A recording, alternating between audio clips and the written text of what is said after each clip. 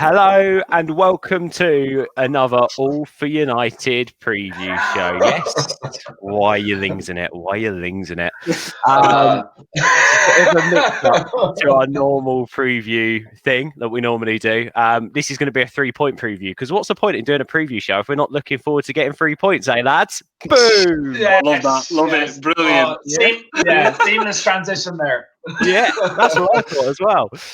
So we're going to be discussing every week on the channel 3 points before the big game ahead of kickoff, and you guys can get involved in the comments or live chat as well whilst you're watching this. Today we're going to chat about debutants, we're going to chat about the fact that there's no Martial, and we're going to be looking ahead to a potential reaction to what was a horrendous defeat against Tottenham Hotspur, or as I call it, the pain in the arse, the Mela FC, as my cat decided to just jump off the bed and go mental. What the hell is that all about?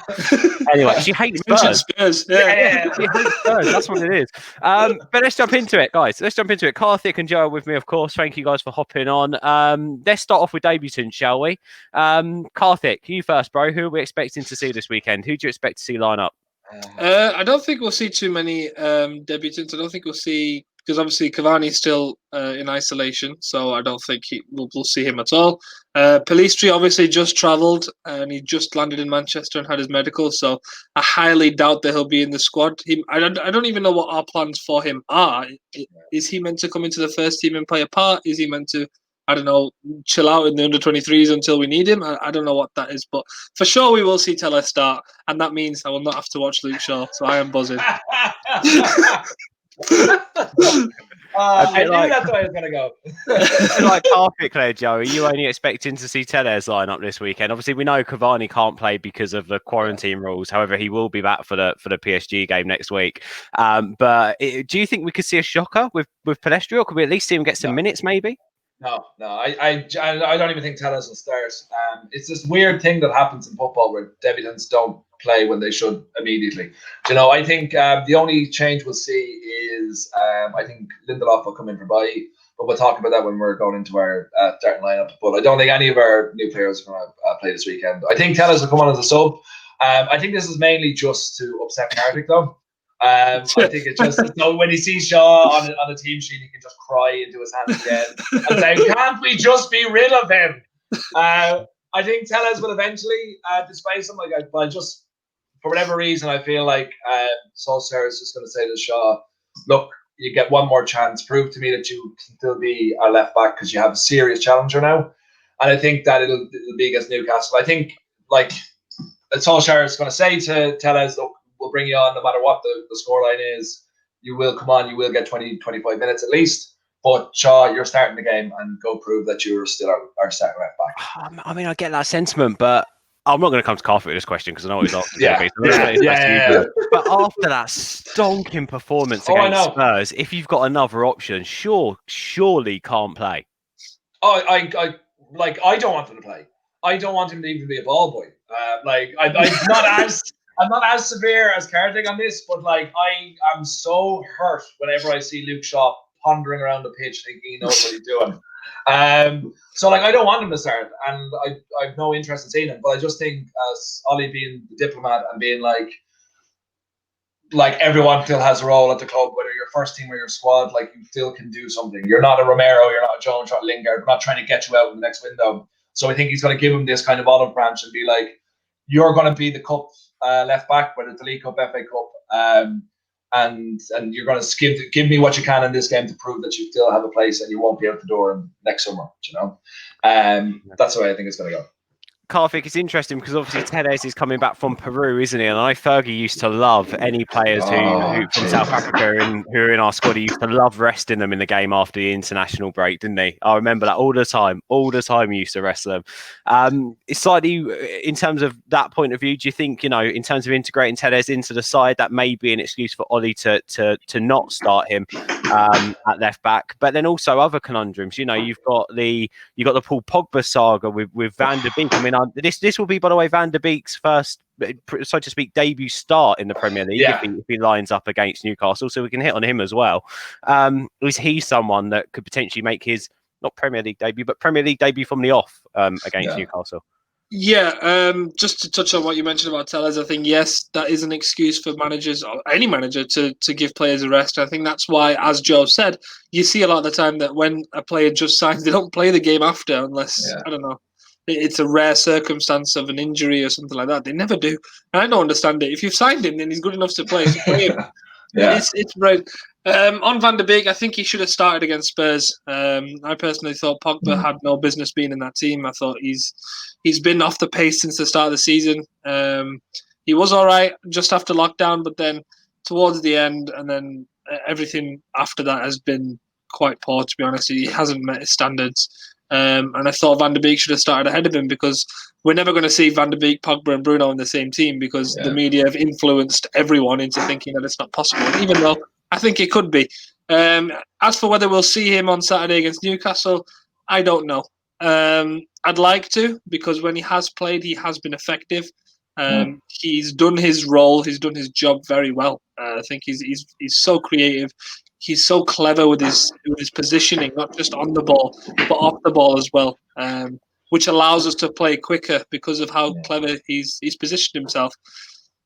But whether we'll see him, I don't know. Just because I think Ollie has some kind of obsession with keeping Pogba happy, whether it's to make sure he doesn't go off and influence other players into being a nuisance. I don't know, or whether he's actually genuinely trying to keep him at the club. I don't know what his agenda is there, but it is clear that he and Pogba seem to be trying to play some sort of game here of, no, I'll do this for you if you do this for me, sort of thing. Yeah, I can see where you're coming from. Guys, get yourselves in the comments. Let's hear your thoughts. What do you reckon? Do you reckon we'll see any of those three lads, Van der Beek, Pellistri and Tellez, potentially making their debuts from the off in the Premier League this weekend? Let us know in the comments. Is it a yes, yes and yes? Or is it a no, yes and no? Or a yes, no? I'm not even going to go through the get them in the comments. Let's move on to our second talking point. No Anthony Martial this weekend, Joe. It's no debate that it was definitely a red, although I'm not going to start talking about the Mela because your face might go red. But let's chat a little bit about him. He hasn't had the best start to the season. You spoke about this on the podcast last night, which people should go and watch. He hasn't had the best start to the season, but he is because we still ain't got Cavani. It is literally him or Igalo really as our number 9. Isn't it? So where do we go against Newcastle in terms of striking options? Like, this is so entirely the club's fault that when it comes down to when Martial is missing, we are literally like fucked. Do you know what I mean? It should not come down to when one player from your starting 11 is missing that you're looking around being like, what do I do now? Do you know? Like, there should always be an alternative on the bench who isn't as good as the starting striker because they should be next level, but they should be good enough to come in when needed be. Like, you had Solskjaer back in the day, would come on for Andy Cole or Dwight York. And throughout the years, it's always been like that. So we're getting this position, and it's entirely our own fucking fault. But we know the future of Greenwood is number 9 in that position, so I do think he'll start there with Rashford on the left. And then I think the main question is who plays right wing. Because our option there, it's just pushing the problem from centre forward to the wing of who should be out there. But part of me goes I love Juan Mata. I wanted to be him out there, but it probably could be Lingard. I don't know. It's just very depressing.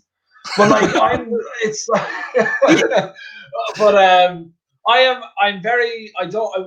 not the biggest fan of the fact that we got Cavani in this window. I got excited when I see him in the jersey and him on a treadmill and all that. I'm feeling good about that. But and I think Martial needs a serious threat behind him because Igalo, I'm better than Igalo. You know, if I was in there, Martial is looking at me as more of a threat. And I am honest to God, I am an excellent footballer, and none of you will ever see me play, so you're gonna have to take my word on it. It is definitely true. But it's depressing when a dump truck is your second striker. It's sort of mad, isn't it, Karthik? That we just don't. It just seems like we haven't got the options, mate. We don't know where we're gonna. Literally anything. That lineup this weekend, that front three could literally be anything, couldn't it, Karthik? Yeah. I don't want to touch too much onto my predicted 11 because I'm thinking that we might have a change in formation because of the lack of Martial. Okay.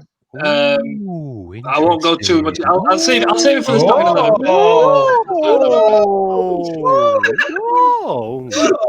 Yeah, so I'll save it for that. But I do think we might see Greenwood in the 9 because that's where. Oh, you've just given the game away now. I was just going to say, watching this rugby prediction from Cardiff. No, you just told us. There's more to it. There's more to it. Don't worry. We'll get into that. There's more players. Yeah, there's more players. There's more. We only need Greenwood, but there are 10 others on the pitch. Tell us, Karthik, when it comes to Martial, is there a sense that the link-up play hasn't been there so far this season, and we definitely haven't seen the Martial anywhere near to the Martial that we saw ending last season? But look, when we got the penalty against Spurs, let's face it, and even in some of one of the goal against Brighton, it was down to the link-up play between the front three, including Bruno Fernandes. So, are we going to miss that outlet against Newcastle, or could this actually be an opportunity for Martial to sit out and go, well, look, this is what I need to do when I'm back in the team? Yeah, I think there is an element of that. I think he's definitely not been at his best, because last season, if you remember, we did a Player of the Season show. If anyone hasn't watched it yet, go back and watch it. Good plug. But yeah, so in that show, I said that Martial's biggest improvement last season was his link-up play, was his hold-up play. Because of the kind of movements he was making. Before, he used to just stay on the shoulder or drift out wide and just never get involved. Now he's been dropping in, getting involved, holding up the ball, playing in his teammates who are making forward runs. We've not seen that. I don't know whether it's a fatigue thing, whether it's a fitness thing because of the lack of pre-season. There's loads of variables to it, because anyone who's out of form now, you immediately think, it's because they haven't had a pre-season. So you can't really go, he's been terrible, he needs to be dropped. Because there's always going to be the argument of, well, because of the pandemic, because of this and that, because of how the season ended, they've not had a pre-season, so is it just because of that? It's a weird one. But I think this could be an opportunity for him to sit out, to sort of reflect on his own performance, maybe see someone else in his position and go, well, that's what he's doing, and that seems to be working for him. Maybe I need to sort of adapt my game. Otherwise, my place could be lost to him at this point. So I think it could do him some benefit. But definitely on his day, he's the one you want up there. Yeah, I completely agree with that. And I think it'd be interesting, like you say, when we look at your teams, the change of formation may facilitate bringing Teles straight in, because you have a little bit more cover at the back, because I think I know what formation you're going to say. And then the fact that Greenwood, it's not all on him up top on his own. He's potentially going to have someone else up there to help him out too. And it gives us the opportunity, again, not going to try and predict your team here, but to have that midfield three that we actually want to see. So it's. I think there's a lot of opportunity with potentially changing around a formation and using the fact that Anthony Martial isn't available, and neither is Cavani, to our strengths here against Newcastle. And to be honest, Joe, on that and slightly on the change of formation and changing things up point of view, he needs to do something, doesn't he, Ollie? Because with the system, the formation, and the players that he's played in our first 3 league games, we just haven't had anywhere near a level of performance that we expect from our team. And that's not just individuals, it's as a team effort. Yeah, it's it's been very depressing, entirely. Like, even you said the word depressing about 6 times, and we've only been recording for 12 minutes. If you can pick a better word to describe the football club at this moment in time, I am all ears, Ben. Yeah, I was going to say that. Okay, well, yeah, okay, fine. We'll go with shit then, okay? I was trying to add a bit more color. Can't swear. All I do is swear. That's all I can. That's my culture. But yeah, it's shittingly depressing.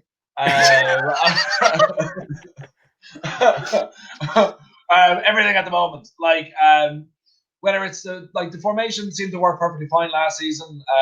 I know that we played 3 at the back against Chelsea and against Liverpool. I think, Karthik, you put up that tweet the other day, or maybe I'm giving you credit, but I shouldn't. I can't remember. About playing 3 at the back, that you feel that's the reason as Solskjaer is going to go there this weekend.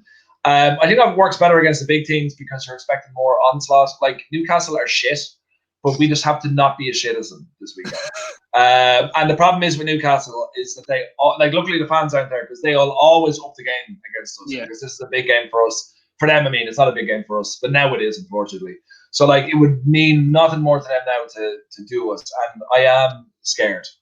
If I'm being honest, I am worried. I remember being, the last time we lost 6-1 in such a fashion was against City. I remember we had Everton the following week in Goodison Park, who could, at that point, were a similar enough standing to Newcastle, you could say now, not great, but always lift their game against United.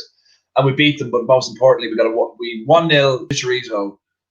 Obviously, we kept a clean sheet. And all of those were vital components to get us back on track. And the fact that we only lost that the title on goal difference. Don't talk about that. But like the fact that we came back from that so strong, I don't see that happening. I think this is going to be a slow, monotonous game.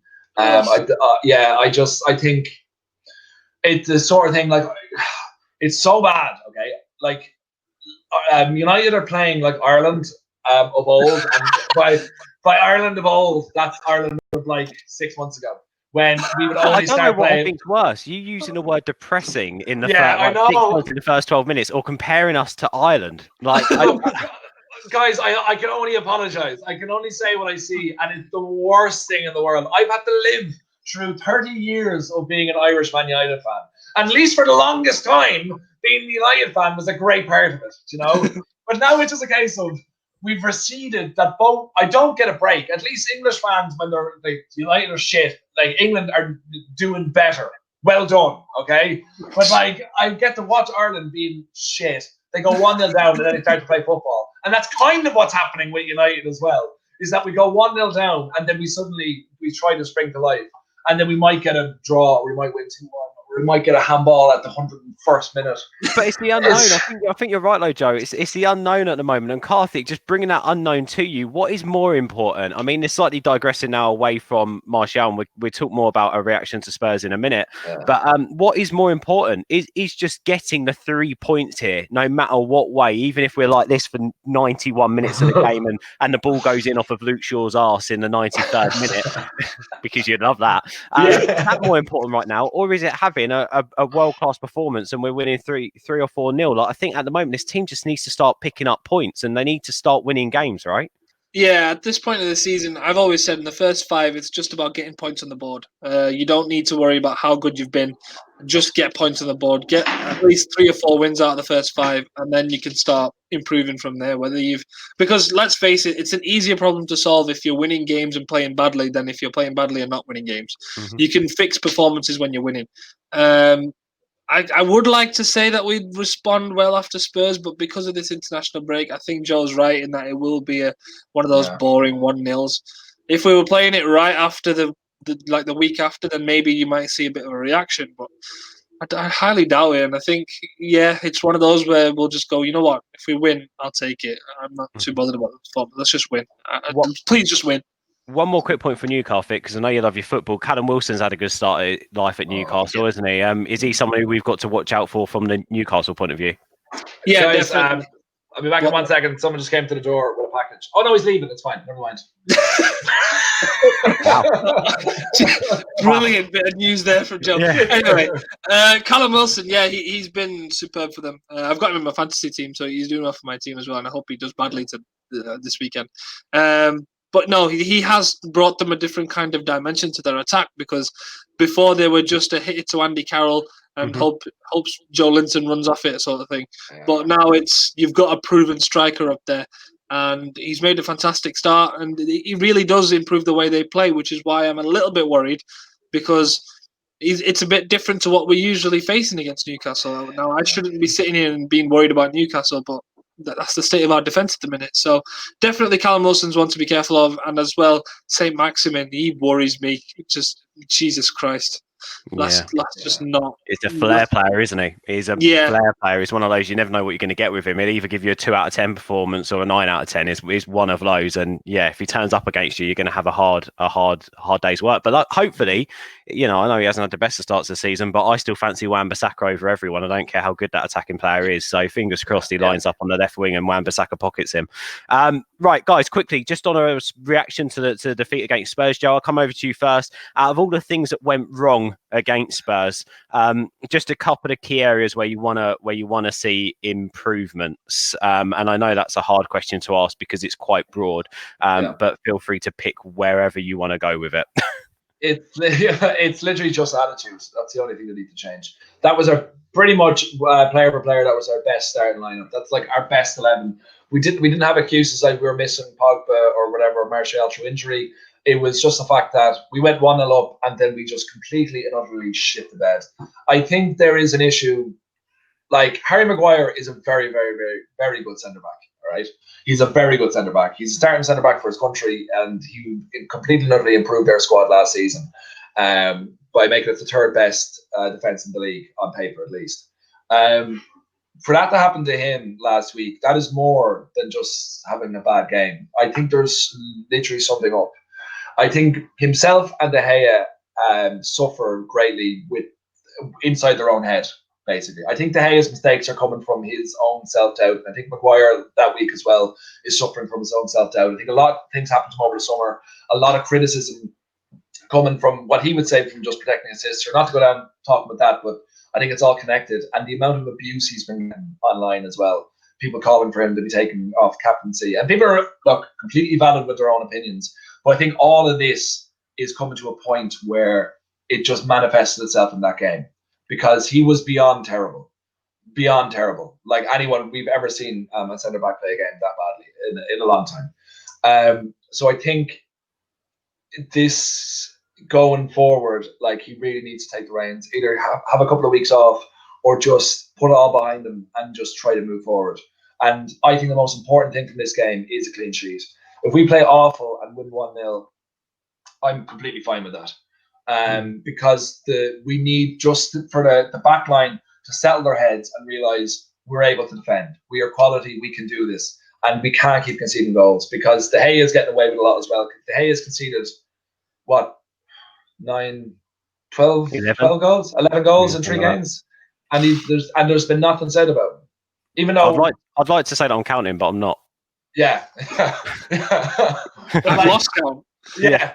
But there's nothing being said about him in that position. Like, all the blame is going on Harry Maguire. Like, no one has said anything about Eric Bailly making a shambles last Sunday as well. Yeah, he was quite bad. Awful. And that's why I don't think he'll start this weekend, because Lindelof can come up to Solskjaer and be like, in the 2 games I played, we conceded 5 goals, but the 1 game Bailly played, he conceded 6. You know, by laws of average, it's depressing numbers.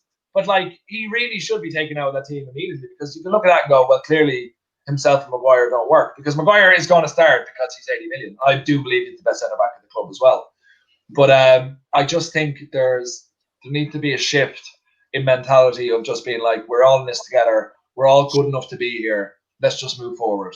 And because that's the only thing, because quality wise, there was no excuse for 6-1, and it would have been 6-1 if Martial didn't get sent off. It might have been different if Lamela got sent off, like he should have as well.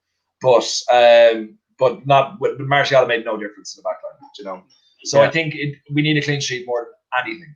Even if it's, I take like 0-0 over 1-0 over 2-0, you know, if it had to be a draw. Good points well made, Karthik. Same question over to you, mate. What biggest area do you want to see a reaction in this weekend? Yeah, basically, I want us to not concede 6. That'll be a good start.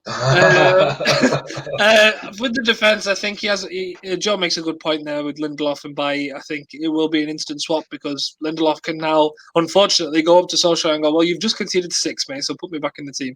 And I think it's only a matter of time before Axel walks in and goes, hang on a minute, I haven't even had a go yet, so get me in there. And I'd like to see that happen. But in terms of this game, definitely we've got to be better at the back. We've got to be better going forward, because I thought after we scored the penalty, we didn't really do anything. Midfield was too slow. Oh my God! Get Donny in there, get Bruno in there together, get Pogba in there if possible. However we would decide to line up, have a bit of security at the back, please. And then let's get playing. Let's play some football, because we're good at football when we play it. We've seen it last season, so let's actually try and play. Let's not get within ourselves, and especially if the rumours are true about that halftime bust up between Bruno and fucking everyone. Let's get them back together, because that's what we need. There's no point being this divided, arguing bunch of angry people. You've got to be focused. And this early in the season, we can't be having stuff like that. We've got to get refocused and start winning games. And also on that point, what Kartik said about whether the Bruno thing is true, where he lost it, I would hate if that was true. I would hate that so much, because it was different back in the day when you had Roy Keane, because Keane was like the leader. He was the manager on the pitch, and Ferguson believed in everything he said. If he lost that shit, it was coming from like a place of authority.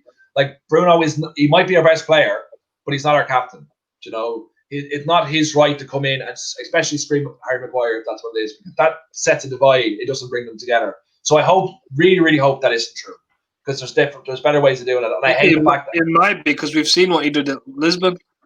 Yeah. But I think that's fine. That's fine on the pitch, though. I think because that was 2 No, but do you not seconds. remember him walking into the dressing room and just smashing stuff up? It might have been. It might be. Sporting, There's- yeah, he's there's done a- that there's a sporting clip- before. There's Oh, some the stories sporting. out of it. He gets sent Yeah. off or something, and he just walks down the tunnel and he just starts smashing doors, left, right, and centre. He's definitely he- got a fiery temper, and he's definitely got he Yeah. definitely says how he feels, which is some ways is great, but sometimes he isn't the captain of his football club. He's been here 5 minutes. You do need to calm down a little bit, and you need to do what you done when you first came into the side, and that's bring people together and show people that you're a winner. And then the rewards will follow with hopefully not just trophies but personal achievements in terms of him becoming and getting that armband and becoming an influential player. But right now, you do have to step in line. If I kicked off like that at my boss, I'll get fired. So it's you need to chill out a bit. Right, so on the reactions, and you mentioned there about players, Karthik. Joe, let's do this together, shall we? Instead of just pushing out our own teams, let's sort of go together. Joe, have you gone 3 at the back, or have you gone? No, for a 4? I am expecting it to happen, but I have gone 4 at the back, so I'm happy enough to go with 3 at the back because I don't think we have 3 centre backs. To be honest, well, I've got 4 as well. Have you both gone 4? Yeah. Cool. Right, go on then. Let's go with 4s at the back. So we've got Wan-Bissaka in. Yeah. Yep. We've got Lindelof back in. Yeah. Yep. Harry Maguire. Yeah. And Tellez. Yeah. I will fight for this. I don't care. I don't care if we spend the rest of this preview arguing about this left back spot. Alex Tellez is going now, predicted 11. Have we? I've missed out De Gea there, but I take it we've all gone De Gea. Yeah. Of course. Yeah. Okay. That's. I don't. I'll say Tellez because I'm about to argue how we line up this midfield, and I think he will benefit the way that I want us to line up. So I'll say Tellez. Take the floor. A diamond in midfield, please. Yes. Ooh. I know what you're thinking. You're thinking, Karthik, who's going in that diamond? Well, no, we'll that's not what I'm thinking. That's not what I'm thinking. I'm thinking Karthik's been playing too much Football Manager. That's what I've been thinking. We'll have Matic sitting in front of the defence. Perfect. That's fine. I can trust Matic there. And then ahead of him, we'll have Pogba and Van der Beek. Juicy. And then Bruno in the 10. Lovely. Oh. And with Tellez providing width on one side, Wan-Bissaka can hang back a little bit, Will provide a bit of balance. Will Ollie want to play like Ollie would not want to do that in a million years, because if he drops one of those holding midfielders, it opens up so much more space for the other team to play in behind the midfield line. The thing is, when he first came in, when we had the 12 games of Ollie ball, that's the formation we played. And the personnel, you have to look at the roles that each of them played. So we had one holding mid, we had one box-to-box, we had Pogba playing his advanced playmaker sort of role, and then we had a 10 who drifted in as a 9 and out. And then we had 2 wide forwards. We've got the personnel for that right now. Matic the holding, Donny the box-to-box, Pogba as the playmaker, Bruno in the 10. It's perfect. Do you know what, though? It also wouldn't surprise me if, reverting back to the normal formation that Ollie's been playing this season, if he goes Pogba, Matic, holding, Van der Beek as a 10, pushes Bruno more towards the right, plays Rashford and Greenwood, because we've seen a couple of times he's used Bruno when he's made changes already this season and pushed him over to the right-hand side slightly. So again, that could be a way to sort of get around the whole fact that, we haven't got Martial playing, but keeping the same base of the team and able to bring in Van der Beek at the same time. I mean, Joe, where's your head at with all this? I'm trying to do all the maths. You're saying a lot of positions and a lot of numbers. I'm just like, where am I? What's your midfield and attack? What's your midfield and attack? That's the best way to go about it. Yeah, my midfield, because I don't think you're going to deviate too much from the norm already, and I think I can't really see Bruno being changed in the position he's most comfortable in, even for like desperate times. I think it's going to stay with. I think it will be Shaw, but I'd be a lot happier if it was Tellez. But I think it'll be Shaw. I think it'll be Matic, like we said. I think it'll be. I think it will be Pogba, but I'm lean. Like, this is the most I'm feeling like Donny will start. Like, I'm probably like 65% sure it'll be Pogba, but maybe just because the international break and all that, I think Donny might get a chance. Hopefully, he will. But it will be Pogba. I'd say Bruno, Rashford on the left, Greenwood up front on his own, and then probably Mata on the right wing. He probably deserves this. If we're going to go like for like here, and Ollie's not going to change anything up on that right hand side, if we're pushing Greenwood further forward, Wan Mata deserves his place in the side. Would you agree with that? Yeah. It's, again, I love Wan Mata. He's like I think he's the most underappreciated player that we've had post Ferguson. But like, the legs aren't there, and it's going to cause a lot of issues on the counter attack because he just won't track back. It's going to be all in Wan-Bissaka. And no matter, he might be the best in the world in that position, but if you're taking on 2 players, it'll be very difficult. But maybe that's what Wan-Bissaka needs, because he is a brilliant defender. You know, if he just has to focus on his defensive job and he doesn't have to overthink the fact that he needs to also get forward, I think that's where we see the best of Wan-Bissaka personally. But again, you know, there's all these unknowns, and again, like, you know, we talk about, we literally don't know how this team's going to look on Saturday evening. But I have got one more question for you guys. Pay-per-view, boys. Oh, pay-per-view. Fuck off. Pay-per-view. You see, one thing I will say on that is the only reason I'm not, you know, on it is because I live in a house of 6.